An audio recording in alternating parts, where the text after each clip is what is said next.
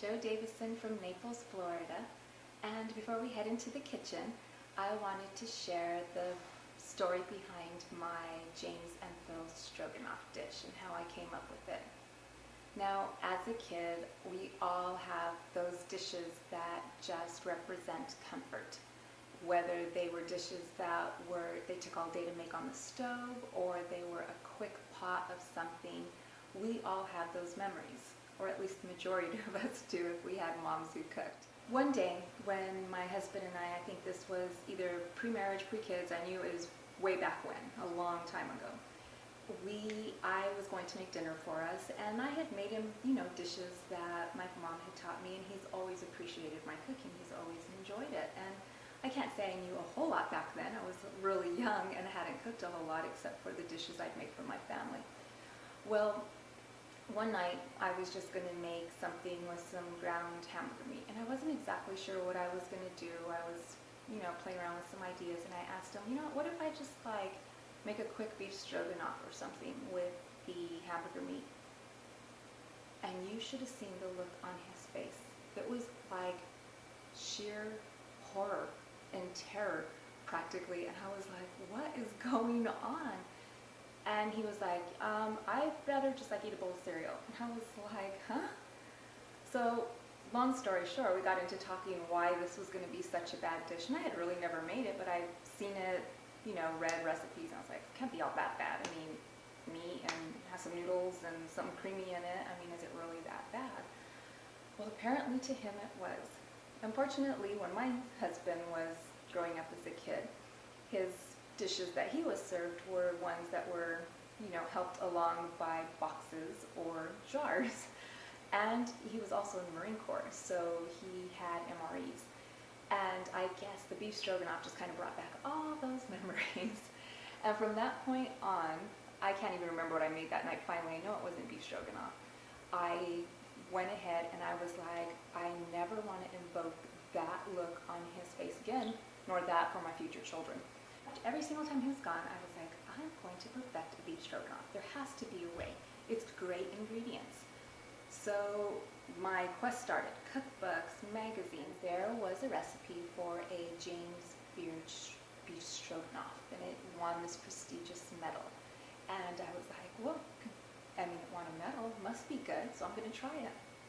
Well, I did, and it was great. And what I liked about it is you used steaks, so I always use a petite filet or a filet mignon, and you used white wine in it.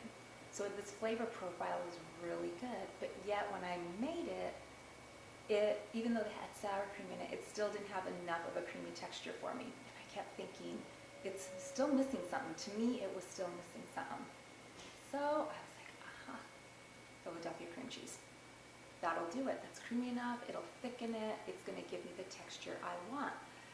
Sure enough, I put it in there, and wow, it was amazing. I loved it, and just it has a different tangy taste with the wine, and then the creaminess with the cream cheese added. So it was a hit. Wrote down my recipe, how I was going to do it from now on. The next time my husband was out of town, planned my little menu of all the stuff I wanted to eat that wasn't, his favorite.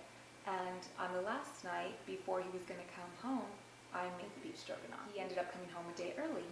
I didn't know you were coming home this day. I was expecting you, the following day, tomorrow.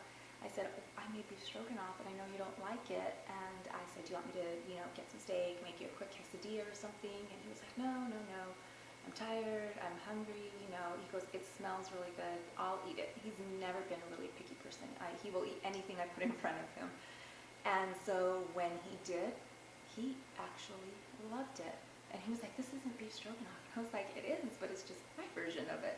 Not only will you enjoy this meal, it's very quick to make, and it also is pretty budget friendly. It tastes so good, and it will definitely not invoke any memories of MREs, I promise.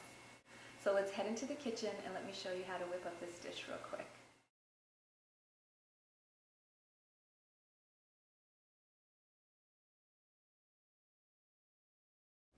Okay, we made it back into the kitchen and everything is prepped and ready. I am heating a large saucepan on high. I've already made my white egg noodles according to package directions. Everything is portioned out and my steak is ready to go. What I've done is I have cut my steak into these very thin slices. But let's get started. Heating a pan on high, I am going to just put about a tablespoon of olive oil in it. And we're going to put our 4 tablespoons of butter. Now basically I'm using the butter part of it, and the olive oil is only to help the butter not burn. We're going to get this going. We want the pan to be very hot for our steak. Now the steak is, like I said, cut very thin, so once you have placed the steak in the pan, it's only going to take maybe a minute or 2, and the pan is hot. You can see it smoking. And we are going to throw our beef in. Now make sure you get it all around the pan. I get a good sear on it, and I'm just going to salt it just a little bit. Probably just a little pinch. Now I don't want to mess with it too much, but it is going to cook up very quickly. You can kind of keep an eye on it. You'll see the edges starting to brown up real quick. When that happens, give it a quick stir so you can kind of flip it.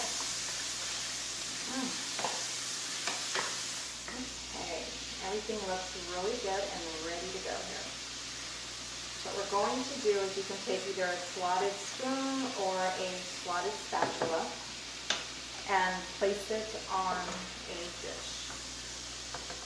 Now we're going to have all of the juice from our steak. I'm going to drop my heat now to a medium. I'm going to let that rest right there, and we're going to go ahead and get everything else ready.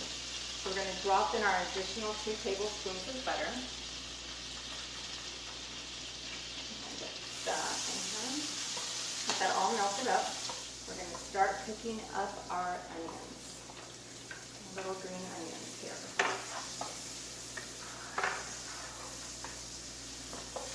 I like the green onions because it gives the stroganoff a little more color. Now you only want to cook them for a minute or so just to soften them up. Okay. Those look really good. They don't take long to cook up at all. Next we're going to add our wine. Be careful when adding this in. And I'm just going to do a dash or 2 of Worcestershire sauce. That works. Okay. All right. All combined. We're not really reducing this, we're just adding the flavors in. So what we want to do is we want to take our 8 ounces of cream cheese, and it has been softened. This will help it melt.